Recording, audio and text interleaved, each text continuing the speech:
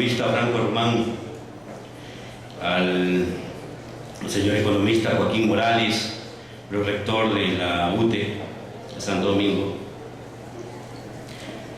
por este evento que ya es necesario en nuestro Santo Domingo. Quiero dar un saludo a la nutrida presencia, a la delegación de la Pontificia Universidad Católica del Ecuador, que están aquí. Un saludo, obviamente, a los anfitriones de la Universidad Tecnológica Equinoccial.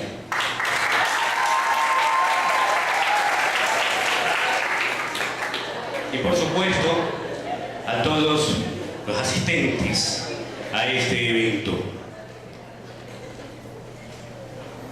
El tema que hoy trataré es sobre la economía social y solidaria y su impacto en las pequeñas y medianas empresas PYME en el Ecuador. Un poquito quiero hacer una introducción. Quiero decir que este tema ya van más de 2 años que lo estamos investigando, ya hemos terminado. Y fue un tema interesante porque cuando estábamos presentando los primeros avances, hubo una oportunidad de visitar Lima, Perú, en ocasión del segundo Congreso Latinoamericano de Estudiantes de Administración y Contaduría. Y la Pontificia Universidad Católica del Ecuador llevó a 2 de sus estudiantes, quienes hicieron una ponencia que estaban colaborando con este tema. Y por ahí veo a Rommel, no veo a Lisette, que también nos acompaña. Ahora es interesante porque veo este grupo nutrido de estudiantes de la Pontificia, porque lo estamos preparando a mediados de mayo del 2017.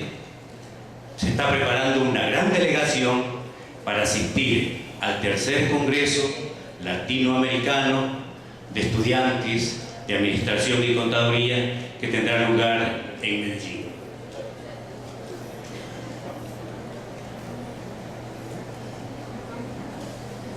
Un poco quiero decirles, como decían los ponentes que me precedieron, los investigadores siempre estamos metiéndonos en algunas cosas. Siempre queremos investigar algo y estamos por ahí buscando qué investigar. Y este tema de la economía social y solidaria podría parecer, alguien podría pensar que estamos parcializados, que estamos con el gobierno, otros pensarán que no estamos con el gobierno, pero quiero decirles que es una investigación estrictamente profesional donde hemos tomado datos que nos dan una idea casi o muy cercana a la realidad de lo que está pasando sobre el tema de la economía social y solidaria. En el 2001 tiene lugar el Encuentro Mundial Social en Porto Alegre, Brasil. Y a este evento se dieron cita organizaciones sociales de casi todo el mundo. Lo interesante de este evento es que se creó entre todos los participantes este eslogan: otro mundo es posible. ¿Esto qué significa? Que los movimientos sociales en este encuentro mundial estaban planteando la necesidad de salir de esa crítica al modelo capitalista y al modelo neoliberal, ir a construir otro mundo, porque otro mundo es posible. Pero obviamente construir otro mundo significa construir la economía, y construir la economía también, por supuesto, significa cambiar nuestras estructuras mentales. Y eso obviamente significa que debemos entrar a preguntarnos qué hemos aprendido de la economía durante mucho tiempo. ¿Qué nos ha enseñado la economía? ¿Qué nos dice la economía?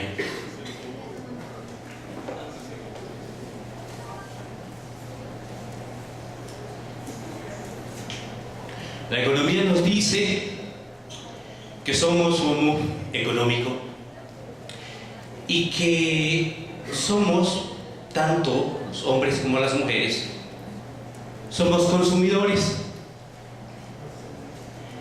que somos egoístas, que somos individualistas, que somos utilitaristas. Además, la economía nos dice que somos un grupo de personas en el mundo que estamos buscando desesperadamente el éxito. Pero entiéndase bien, el éxito en el sistema capitalista significa tener dinero, acumular esa riqueza. A eso se confunde con el éxito. Y para alcanzar el éxito en el sistema capitalista nos dicen o nos hacen pensar que debemos pasar por encima de lo que sea. No nos importa el otro. El otro se ha transformado en algo, en un objeto. La necesidad de que ese otro que ha sido pensado como un objeto sea un sujeto transformador. De aquí viene esto de la economía social y solidaria, donde se plantea construir un mundo más humano, se plantea construir una economía en donde esté el bien común antes que ese bien individual. En otras palabras, una economía que se preocupe por la humanidad, por la sociedad y no por las cuestiones materiales, es decir, por el dinero.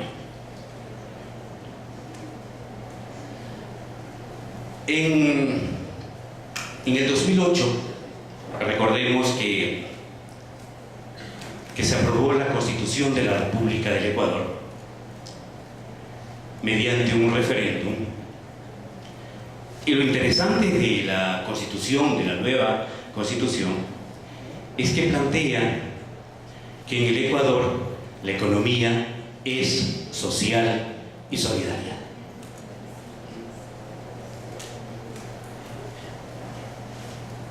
Esa economía que se plantea en la Constitución dice que surge como una necesidad ante el descrédito en que ha caído el modelo neoliberal imperante. Y que este nuevo modelo de economía que se está planteando va a ser como una alternativa a este modelo que ha fracasado en el Ecuador y América Latina y que puede, de alguna manera, cambiar la estructura de la producción y de las relaciones de producción existente en este modelo capitalista. Se justifica este tema. Se justifica porque ¿a quién beneficia? Beneficia al conjunto de la sociedad. Beneficia no solamente a aquellas personas que viven en la pobreza. Beneficia a todos quienes emprenden una acción productiva. Se justifica este estudio o esta investigación porque hace una evaluación para poder determinar cuál ha sido la efectividad del modelo de economía solidaria en las pequeñas y medianas empresas en el Ecuador, en las pymes.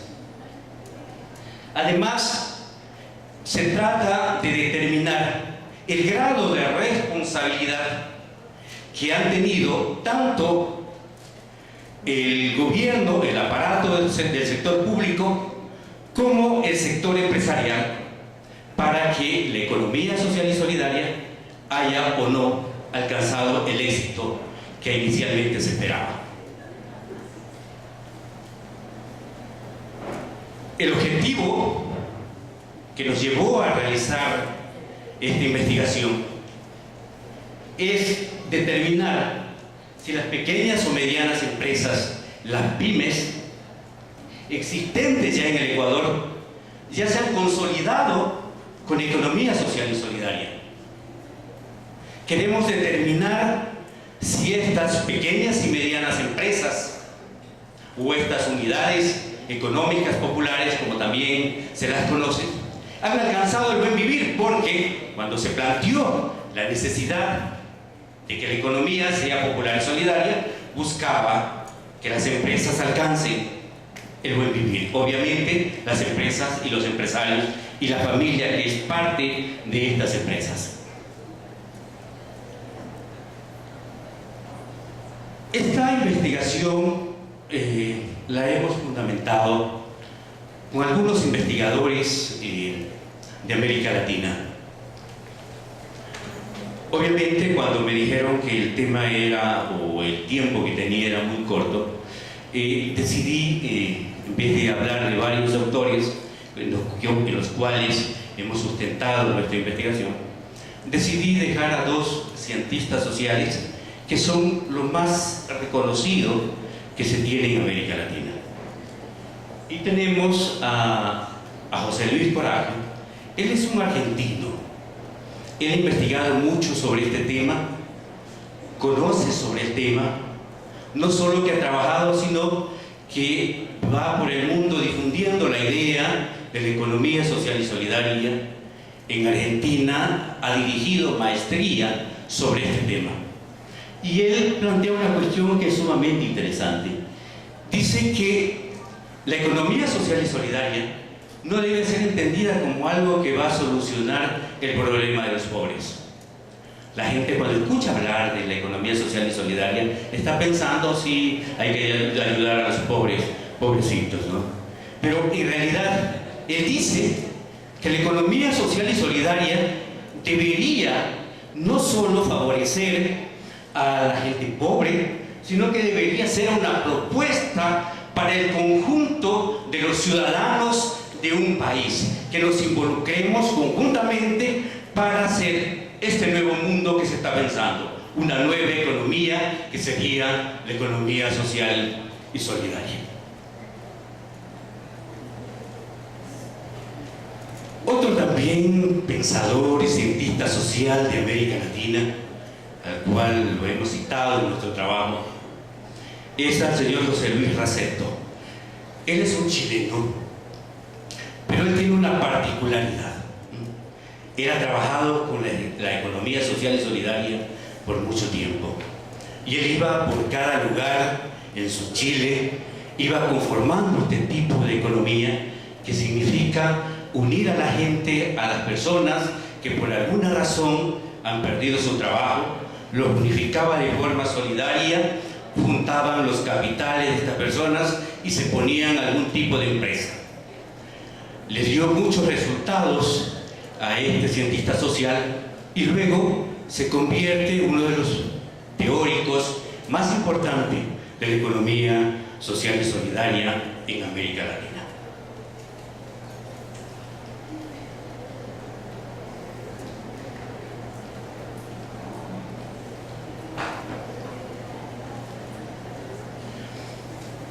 Una vez que he citado a Raceto, quiero decirles que la economía social y solidaria no nace solamente cuando en la Constitución se plantea la necesidad de que tengamos una nueva economía y que sea la economía social y solidaria. La economía social existe desde hace mucho tiempo, incluso de la época de Owen, por ejemplo. Desde aquella época se hablaba de la economía social. Y, por ejemplo, hay autores que sostienen que este tipo de economía surge en la segunda revolución industrial. ¿Por qué tiene lugar ahí? Porque el pasar de una época donde la producción artesanal a una producción industrial, muchas personas quedaron fuera de su puesto de empleo, quedaron miles y miles de desempleados, sobre todo en Europa. Estas personas que perdieron su empleo tenían que buscar una forma de subsistir y se fueron uniendo sus capitales, sus experiencias, y fueron formando empresas que luego se le conoció como economía social. En Brasil, por ejemplo, hay una gran experiencia de la economía social y solidaria. En el Ecuador también hay experiencia de economía social y solidaria, y es el caso de Cuenca, por ejemplo. Todos recordamos cuando hay el caso de la Josefina, cuando se vino abajo y nos inundaron grandes extensiones de tierra y que mucha gente quedó y perdió sus propiedades. Empezaron a trabajar de forma solidaria, formaron sus empresas, sus capitales, empezaron a producir. Varios eran los propietarios de estas empresas, y estas empresas no tenían un dueño. La riqueza que generan estas empresas eran repartidas de forma equitativa entre las personas que trabajaban entre los productores, y sus productos los llevaban al mercado directamente y no tenían la necesidad de tener aquellos intermediarios. Esto hacía que la economía de estas personas pueda alcanzarles magnitudes muy importantes y que lo iban alejando de a poco del sistema de pobreza en que lo había mantenido el sistema capitalista. Por lo tanto, esta experiencia de la economía social y solidaria ha existido por mucho tiempo, ya incluso en el Ecuador. ¿Qué es lo que hizo la Constitución de la República? Ante el pedido de muchos ciudadanos del Ecuador, ante el pedido de aquellas personas que participamos en el evento mundial, es que aquellos asambleístas, en la época que se aprobó la Constitución y que se diseñó la Constitución en Montecristi, exigimos que esto de la economía social y solidaria deje de ser algo que está por ahí, que solamente lo hacen las personas con muchas necesidades económicas, sino que esté dentro de la ley. Se logró esto, y por eso es que en la Constitución de la República postula la economía social y solidaria. Materiales y métodos. En esta investigación nosotros hicimos una encuesta asistida. Esta encuesta es un muestreo no probabilístico por conveniencia, porque fuimos a algunos lugares, incluso al Instituto de Economía Social y Solidaria, para que nos dé información de cuáles son las empresas que se han constituido al calor de la nueva economía social y solidaria. No hay mucha información, no nos dieron información, y por lo tanto tuvimos que utilizar este método. Buscamos en diferentes ciudades, sobre todo en Santo Domingo, pero también buscamos en Quito, en Cuenca, en Guayaquil, en Manta, en Puerto Viejo, y en algunas ciudades del país. Buscamos información para ver cómo estaban trabajando esto de la economía social y solidaria. Por eso decimos por conveniencia, porque fuimos buscando dónde estaban ubicados estas nuevas empresas que estaban dentro de la economía social y solidaria. Encontramos que hay varios proyectos dentro de la economía social y solidaria, pero hay 4 proyectos en los cuales se ha trabajado, y es el proyecto Hombro a Hombro. También tenemos Hilando Desarrollo, Socio-Vulcanizadora, y tenemos también Corredor Central. ¿A qué se refiere el proyecto Hombro a Hombro? Miren que este podía ser muy bueno. Este es un proyecto que pudo tener mayor fortaleza. ¿Pero en qué consistía? Que el bono se lo entregaban a las personas con escasos recursos. Se unían un grupo, vamos a suponer, de 10 personas, unían su bono de 700, 800 dólares, equivalente a un año, y con esto formaban un capital y se ponían una pequeña empresa. Y esto empezó a funcionar. Lamentablemente, la investigación nos ha demostrado que, a pesar de que fue una buena práctica para alimentar esta nueva forma de economía, no se le dio la continuidad que se esperaba. No hay un informe hasta ahora para decirnos qué es lo que pasó, si cuánto continúa o si continúa poco o no continúa.